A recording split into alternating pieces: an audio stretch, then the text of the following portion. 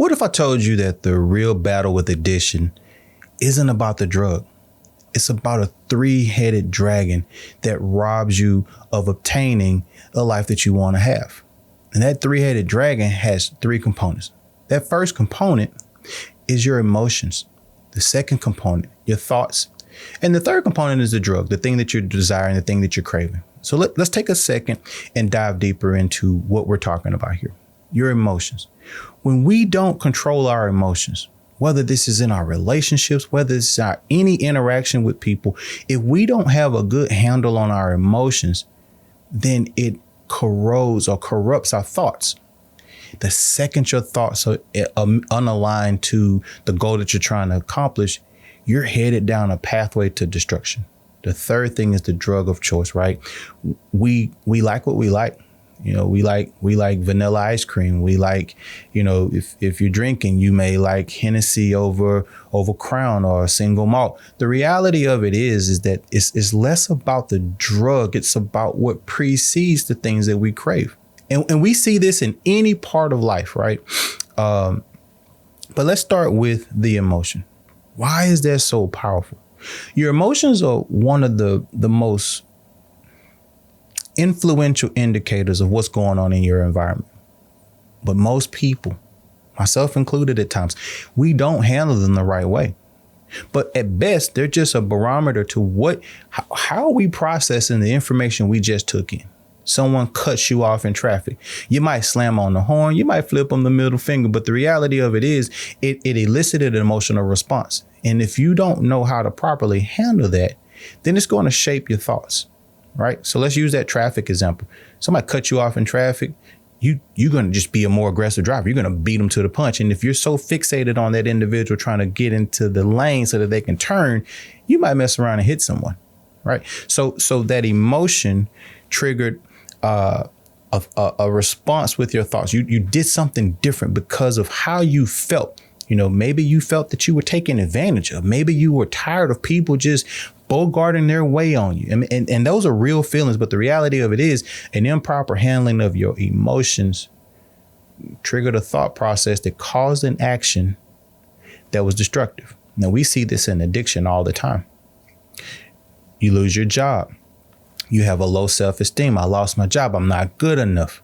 And that perpetuates itself. And you stay in that thought, and you don't manage that emotion the right way. You don't feel like you're enough. You're stuck in comparison. And then you get these negative thoughts about yourself, and you lose your job. And you go in and you start drinking. Or worse, you start hanging out with people that drink. And if you are one of the individuals that can't drink, that your body naturally craves that alcoholic beverage, now you're in a pathway of destruction. And so that's all well and good. How do we overcome that? How do we stop that? It starts with your thoughts. One of the things that I've learned in business, being married 26 years, as a father, serving time in the military, one of the things that I've learned is your emotions are just a barometer.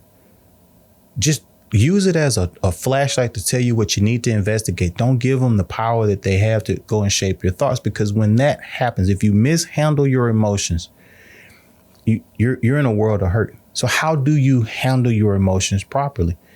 For me, I say it out loud. OK, are they taking advantage of me because they cut me off in traffic? Probably not. Do they really not like me because I'm the new guy? No, what's really happening is I'm uncomfortable because I'm in a new situation and I don't know folks in this particular environment. So say it out loud. And when you say it out loud, now you can go and empower yourself to go out there and, hey, how you doing? My name is, and then you start striking up a conversation, and you find out that it's not that they didn't accept you. They didn't know you. All things being equal, people want to do business with their friends. All things being not equal, people want to do business with their friends. So let's be about the business of making friends instead of taking a negative look at who we are as an individual, right? And it happens all the time. If this has been a pattern of yours, that's normal. That's why we're talking about these things. We want to make sure that we're in an environment where we can control your thoughts.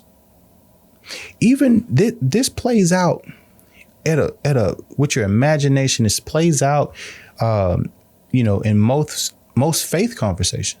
How can the enemy attack you? He can't. He just manipulates your thoughts. Because if you can manipulate your thought, then your emotions rather, then your thoughts are out of whack, and then now you're doing things that you shouldn't be doing.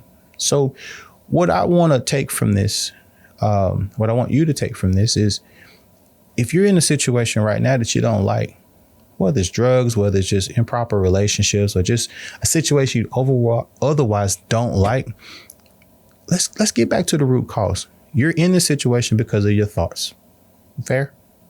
Well, those thoughts came from an emotion. And if we can isolate that emotion, you're on the pathway to freedom.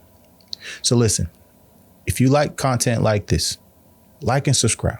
I want to invite you to the community daily discussions with Dr. Lawrence. We're going to talk about the things that get in the way of us being successful individuals. So until next time, I thank you. I look forward to seeing you soon.